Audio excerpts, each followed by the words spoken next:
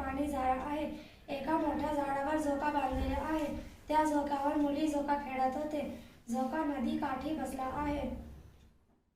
नदीत कमळाचे फूल आहे. कमळ उमललेली आहे. एक मुलगा नदी काठी बसला आहे. तो मुलगा मासे पकडत आहे.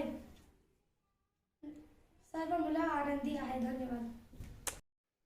माझं नाव आफरीन आहे. मी 7वी शिकत आहे.